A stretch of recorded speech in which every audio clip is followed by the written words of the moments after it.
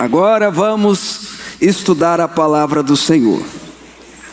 E eu peço a todos que tenham a reverência e a consideração pela palavra do Senhor, que a palavra do Senhor merece. Abra a tua Bíblia comigo no livro de 2 Reis, capítulo 20. 2 Reis, capítulo de número 20. Amém, irmãos? Deus é bom em todo tempo Deus é bom. Eu vou ler do verso 1 ao verso 11 de 2 Reis, capítulo 20. 2 Reis, evidentemente, vem depois de 1 Reis, que vem depois de 2 Samuel, 1 Samuel, e vem antes de 1 Crônicas e 2 Crônicas. Os livros de Samuel, Reis e Crônicas contam a história do povo de Israel. 2 Reis, capítulo 20, a partir do verso 1, a palavra do Senhor diz o seguinte, por favor, dê a sua atenção. Naqueles dias, Ezequias, o rei, adoeceu de uma enfermidade mortal. Veio ter por ele o profeta Isaías, filho de Amós, e lhe disse: assim diz o Senhor, põe em ordem a tua casa, porque morrerás e não viverás. Então virou Ezequias o rosto para a parede e orou ao Senhor, dizendo: lembra-te, Senhor, peço-te que andei diante de ti com fidelidade, com inteireza de coração, e fiz o que era reto aos teus olhos, e chorou muitíssimo. Verso 4: antes que Isaías tivesse saído da parte central da cidade, veio a ele a palavra do Senhor dizendo: volta, volta, e diz a Ezequias, príncipe do meu povo: assim diz o Senhor, Deus de Davi teu pai, ouvi a tua oração e vi as tuas lágrimas. Eis que eu te curarei e ao terceiro dia subirás à casa do Senhor. Acrescentarei os teus dias 15 anos, e das mãos do rei da Assíria te livrarei, a ti e a essa cidade, e defenderei essa cidade por amor de mim e por amor de Davi meu servo. Disse mais Isaías o profeta: tomai uma posta de figo. Tomaram-na e puseram sobre a úlcera, e ele recuperou a saúde. Ezequias disse a Isaías, verso 8: qual será o sinal que o Senhor me curará, de que ao terceiro dia subirei à casa do Senhor? Respondeu Isaías: ser-te-á isso da parte do Senhor como sinal de que ele cumprirá a palavra que disse. Adiantar-se-á a sombra 10 graus ou os retrocederá? Então disse Ezequias: é fácil que a sombra adiante 10 graus, tal porém não aconteça, antes retroceda 10 graus. Então o profeta Isaías clamou ao Senhor, e fez retroceder 10 graus a sombra lançada pelo sol declinante no relógio de Acaz. Diga comigo assim: glória a Deus. Glória a Deus. Mais forte, querido: glória a Deus, pela palavra de Deus. Ezequias era o 13º rei de Judá. A Bíblia fala que ele foi o melhor rei de Judá até aí. E por que a Bíblia fala que ele foi o melhor rei de Judá, sendo que teve Davi e Salomão? Davi e Salomão não foi rei de Judá, eles foram reis de Israel. Israel, depois de Salomão, no seu filho Roboão, houve a divisão, 10 tribos seguiram a Jeroboão, e 2 tribos, Benjamim e Judá, mais os levitas, seguiram a descendência de Davi e formaram o reino de Judá. A Bíblia diz que de todos os reis até aqui, porque depois houve um chamado Josias que ganha esse título, Ezequias foi o melhor rei, o rei que mais buscou a Deus, o rei que mais se devotou ao Senhor, o rei que depositou a sua confiança em Deus, e ele fez historicamente reformas muito importantes, sobretudo em Jerusalém. Ele construiu o aqueduto de Jerusalém, que servia para trazer água para a cidade. Enfim, Ezequias foi um grande rei. Foi um grande rei.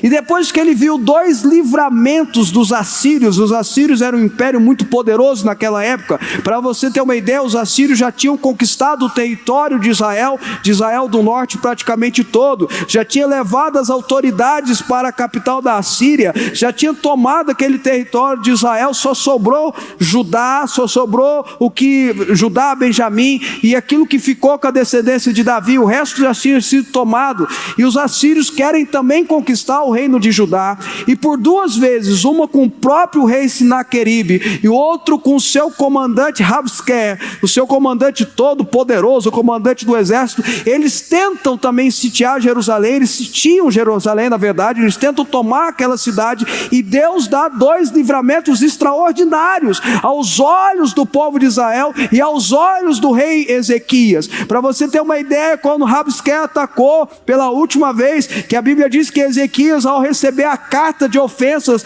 vai ao templo do Senhor e apresenta a carta de ofensas diante do Senhor, diante do templo do Senhor. A Bíblia diz que o anjo do Senhor matou 185.000 soldados dos assírios. Foi um tremendo livramento aos olhos do povo de Judá. Mesmo depois dessas vitórias, e aí eu quero mencionar algo, a Bíblia também fala que Ezequias errou. A Bíblia fala que Ezequias recebe a visita dos caldeus, daqueles que se tornariam os babilônios logo depois, que viriam anos depois conquistar a terra de Judá e levar todo o povo ao exílio. A Bíblia diz que ele recebe aqueles visitantes que na verdade eram espias, e demonstra e leva eles a conhecer todos os tesouros, todos os segredos, e isso foi certamente informações que os babilônios usaram para conquistar Jerusalém. E ele errou porque ele não consultou ao Senhor, e a Bíblia diz que Isaías vai e puxa a orelha dele. Por que você está falando isso? Porque o erro, preste atenção no que eu vou dizer, o erro de Ezequias foi depois disso aqui. Antes Ezequias só tinha tido vitória, antes Ezequias só tinha tido livramento, antes Ezequias só tinha sido um servo obediente do Senhor. Vocês estão comigo ou não? Antes Ezequias só tinha sido uma pessoa que em todo momento demonstrou ser um grande, o que a gente chamaria hoje um grande cristão, um devoto do Deus de Israel. E mesmo assim a Bíblia diz que, começa o texto do capítulo 20 dizendo que ele tem uma enfermidade mortal. E se Isaías vai visitá-lo, ou ele mandou chamar Isaías, chama o pastor orar por mim. E em vez de receber uma oração, parece que o pastor foi lá, o profeta foi lá dar uma extrema unção. Dizer para ele, acabou. E o profeta dá uma palavra ao rei Ezequias forte. Ele vira para Ezequias e fala assim, organiza a tua casa. E a gente vê depois pelos filhos dele, pelo filho Amon, pelo neto dele, Manassés, que essa palavra ele tinha que ter colocado em prática, que foram os piores reis de Judá, e ele não obedeceu. Deus estava querendo falar com ele, põe em ordem a tua casa, porque você vai morrer. Põe em ordem a tua casa, põe em ordem a tua família, põe em ordem os teus negócios, põe em ordem o teu reino, porque você vai morrer. O inesperado acontece. O inesperado acontece. Vocês estão comigo, irmãos? O inesperado acontece. Aquele homem que buscava Deus, aquele homem que honrava a Deus, aquele homem que tinha o coração devoto ao Senhor, que tinha sido um bom governante, que tinha sido um bom rei, está diante do inesperado. Uma doença que a Bíblia chama de úlcera, mas provavelmente seria até uma coisa pior, um câncer, alguma coisa assim que saía para fora. Estava ceifando a sua vida.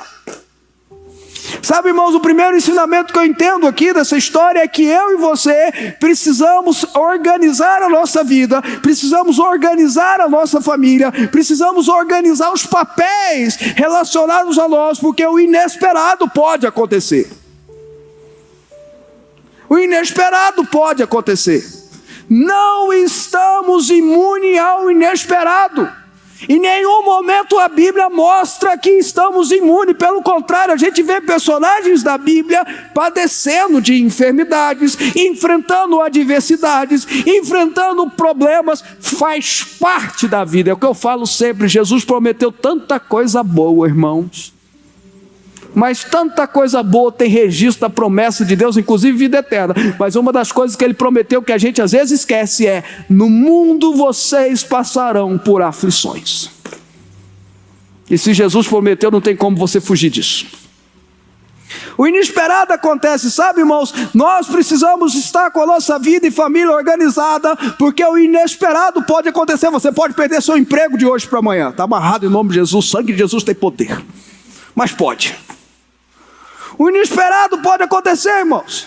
Então eu e você precisamos estar organizados, mas quando o inesperado acontece, quando uma enfermidade bate, quando o desespero vem ou qualquer outra coisa pode acontecer, há atitudes que fazem toda a diferença. Eu não consigo evitar o inesperado, mas eu posso reagir a ele da forma que agrada ao Senhor. A Bíblia diz que Ezequias, ele vira o rosto, porque estava cheio de gente lá, gente com incenso, daquelas coisas que tinha naquela época, os curandeiros, os médicos daquela época, os seus familiares, o príncipe Amon doidinho para assumir o governo, que a Bíblia diz que ele era mau. Estava tudo lá, gente já querendo dividir os spoilers, gente já querendo discutir a sucessão, aquela brigaiada toda lá, gente já tomando partido, com certeza. E ele vira o rosto para a parede, porque não queria que ninguém visse. A Bíblia diz que ele ora, e ele ora com quebrantamento. Interessante, né? Ele não orou profetizando, dando ordens. Toda vez que eu escuto alguém dando ordens a Deus, eu acho interessante isso. Eu acho interessante. Eu não sei se está certo ou errado, não. Eu digo que eu acho interessante. Eu declaro, eu ordeno, aconteça agora. Deus, eu determino a cura. Eu determino isso. Eu fico imaginando Deus falando assim: e se eu não quiser? A gente não consegue nem determinar. Eu vi um pastor falar isso, eu achei muito interessante. Tem muita gente corajosa para determinar as coisas para Deus. Eu quero ver esses machos querer determinar para a esposa deles. Chegar na esposa e falar: moça, eu determino, vai lavar a louça. Quero ver esses machos. Mas para Deus eles têm coragem. Determina isso, determina aquilo outro. Não foi isso que Ezequias fez. A Bíblia diz que ele chora.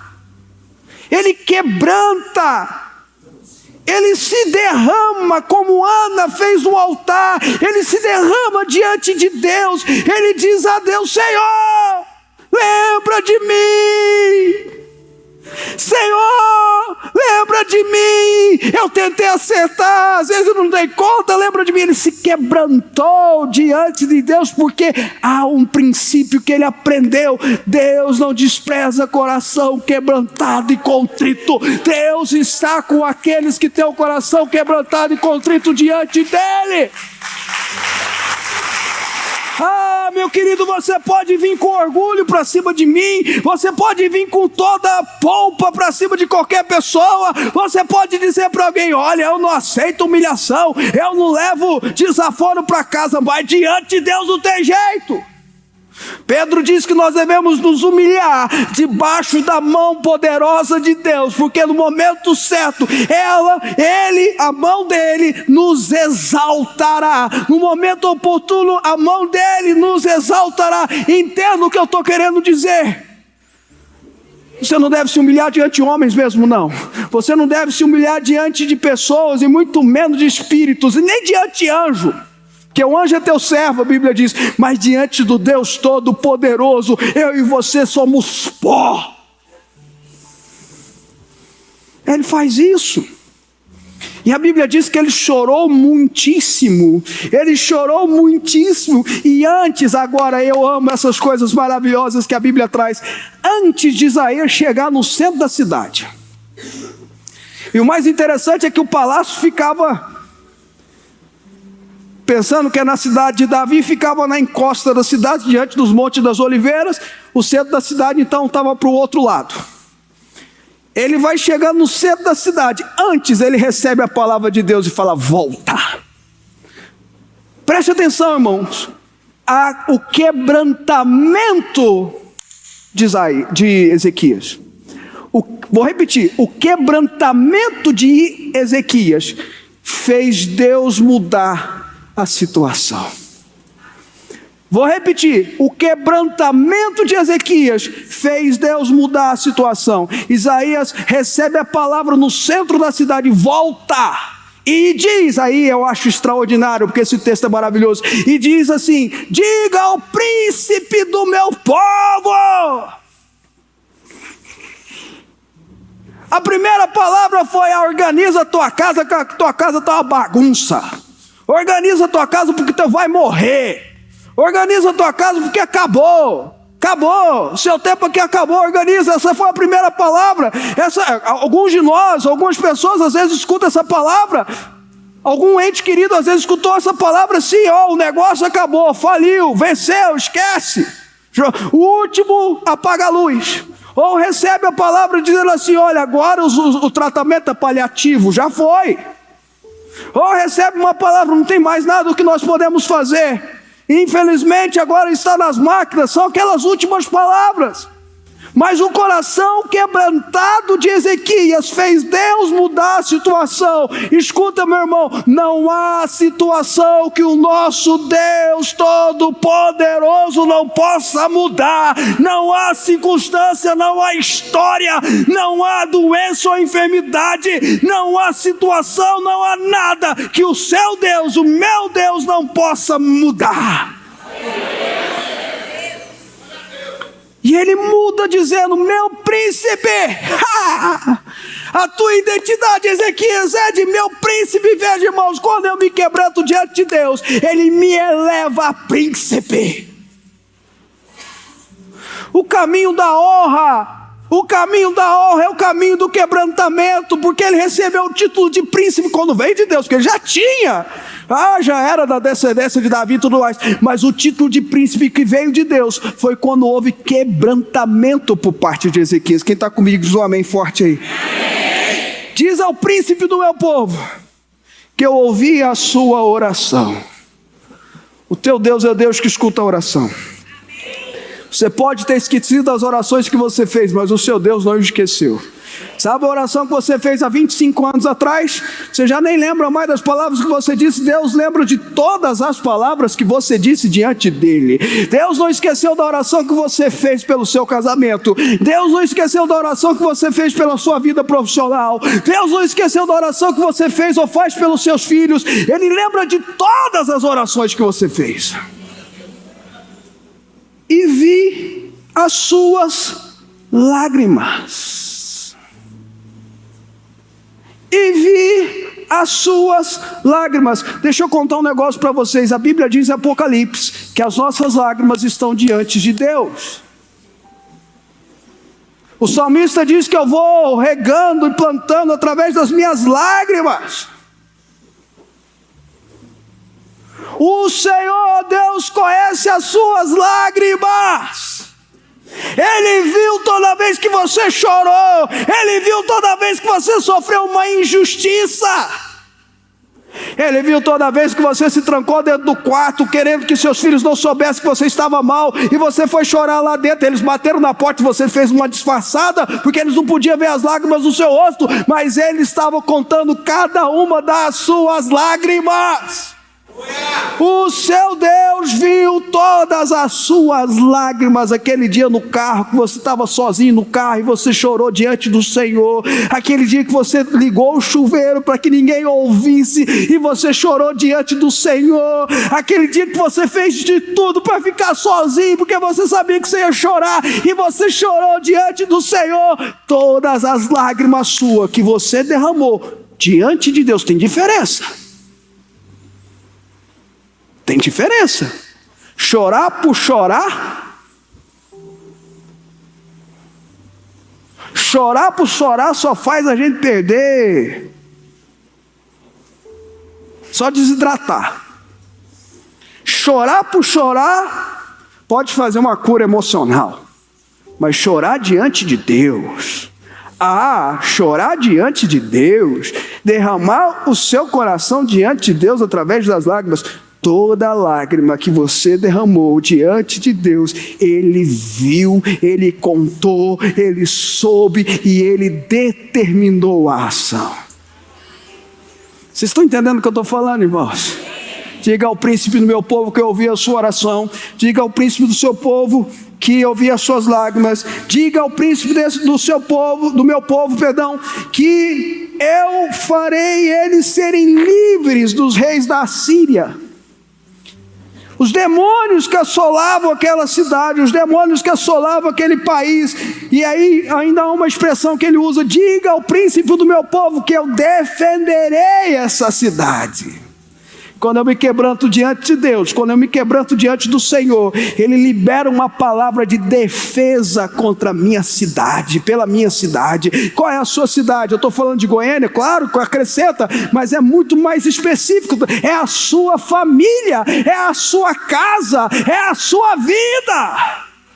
É aquilo que está correlacionado à sua cultura, à sua existência. Quando eu me quebranto diante do Senhor, Ele livra-me dos ataques dos meus inimigos, e Ele defende a minha cidade. E a Bíblia diz que Ele ainda dá um plus, Ele acrescenta 15 anos na vida de Ezequias. Ezequias errou depois, não consultou a Deus, agiu sem consultar a Deus. Isaías vai lá e repreende ele. Em nenhum momento Isaías fala: acabou os 15 anos, cortou pela metade. Você errou, acabou aqui. Não, porque quando Deus libera uma palavra, mesmo que eu não sou fiel a essa palavra, Ele cumpre a palavra. Ezequias teve, só para você ter uma ideia, quando ele erra, Isaías fala: os caldeus vão dominar Judá, mas não será no teu tempo, você morrerá em paz, porque você serviu ao Senhor.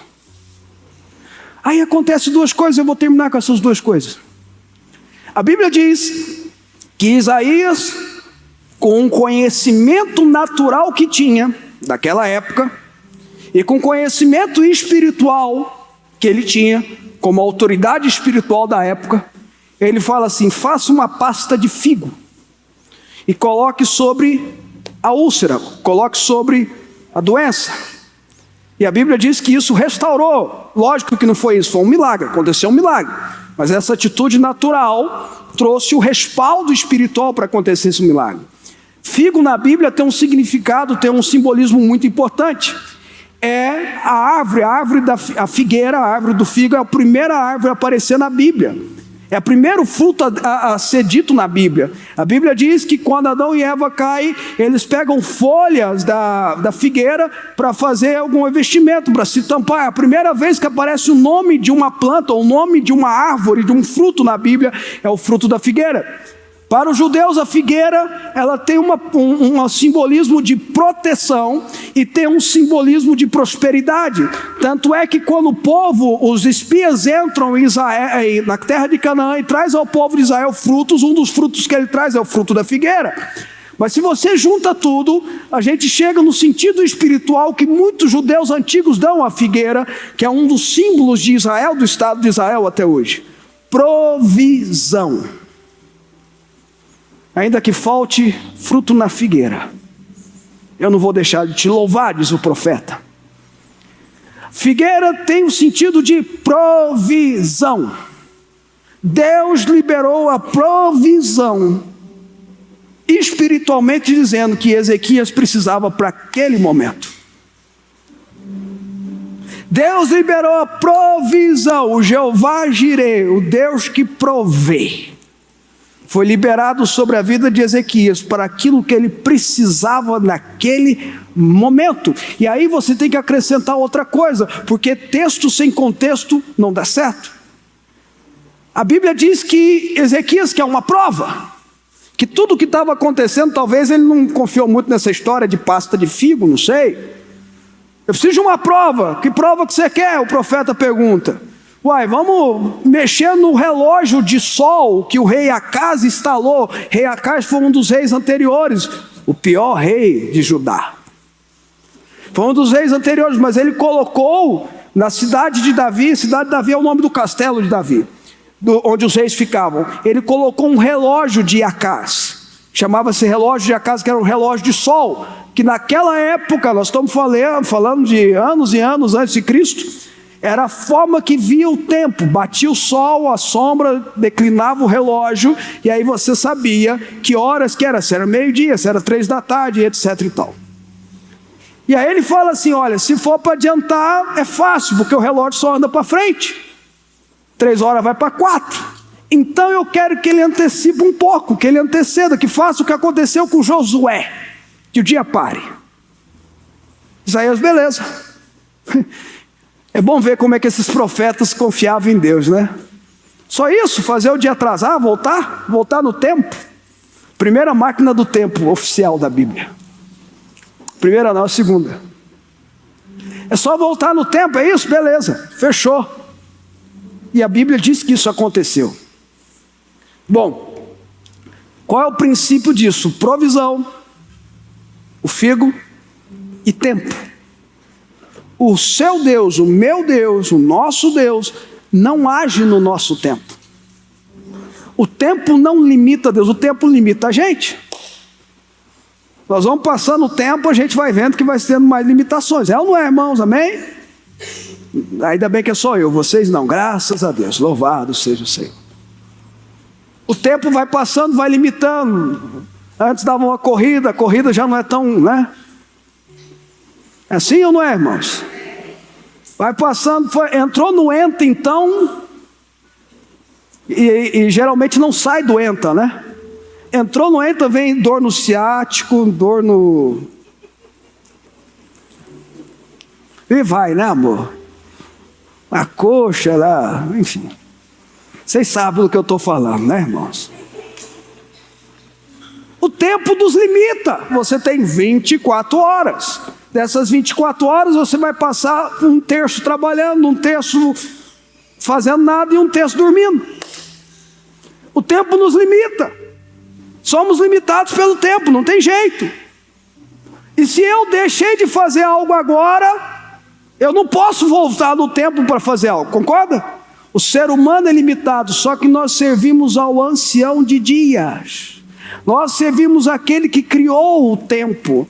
Nós servimos aquele que dá ordem ao tempo. Nós servimos aquele que dá ordem ao maior dos cosmos, ao menor dos átomos. Nós servimos aquele que tudo subjuga e tudo sustenta. Nós servimos aquele que tem o domínio de absolutamente todas as coisas e sobre todas as coisas, inclusive sobre o tempo. Ele é soberano. O que Deus estava dizendo para Ezequias? O que Deus estava dizendo através de Isaías que chega a nós? Eu ajo com provisão, mas eu ajo segundo o meu tempo. E às vezes para a gente humanamente limitado entender isso é difícil. Nós somos, e essa geração, e quando eu falo geração estou falando do tempo, eu não estou falando de idade. É muito imediatista. Isso gerou na gente muitas síndromes, ansiedade e aceleração de tudo. A gente quer as coisas rápidas. Estamos na era do fast food. Passa, pega, come, vai embora. Tudo é rápido, tudo é imediato. Eu quero agora, eu quero agora. Irmãos, dar birra diante de Deus não adianta em nada. Qual é a melhor coisa que um pai faz com uma criança que dá birra? Não fala bater, irmãos, que hoje é perigoso falar. Qual que é, irmãos? Ignora. Deus, como um bom pai, quando ele fica, eu quero, Deus fala, deixa ele quietinho aí no shopping, até ele parar da birra. Nós que somos limitados pelo tempo, muitas vezes não temos a compreensão que Deus age acima de todo o tempo. E a gente quer imediato, a gente quer a honra imediata, a gente quer o milagre imediato, a gente quer a resposta imediata, a gente quer a voz dele imediata, a gente quer... Deus não é assim. A gente pega a Bíblia e sorteia, fala comigo, Deus. Diz que teve uma pessoa que fez isso uma vez, abriu no Novo Testamento, Judas foi e suicidou. Não, vai lá de novo, Senhor, abriu no Antigo Testamento, vai e faça o mesmo. Está amarrado, irmão. Deus não fala assim com a gente. A gente quer as coisas imediatas, rápidas. Deus não é assim. Se a gente entende as coisas pela história dos homens de Deus, José, por exemplo, dando um exemplo de Mardoqueu e José, para a gente ficar restrito para mim terminar. Tanto José quanto Mardoqueu, José mais do que Mardoqueu, é verdade, foram injustiçados. Tinham palavras, José então tinha uma palavra que ia ser governante. e foi injustiçado. E Jeú, quando recebeu a palavra, ele foi rebaixado, ficou 15 anos rebaixado. Paulo recebeu a palavra, eu já falei que é só falar de dois, né, irmãos? Paulo, quando recebeu a palavra, os estudos provam que ele ficou 10 anos parado lá em Tarso. Vai ficar lá, Paulo, até você entender que você precisa submeter. Deus não nos honra quando nós queremos. Com o exemplo de José, de Mardoqueu, Deus nos honra quando nós precisamos. Deus não nos responde quando nós queremos. Deus nos responde quando nós precisamos.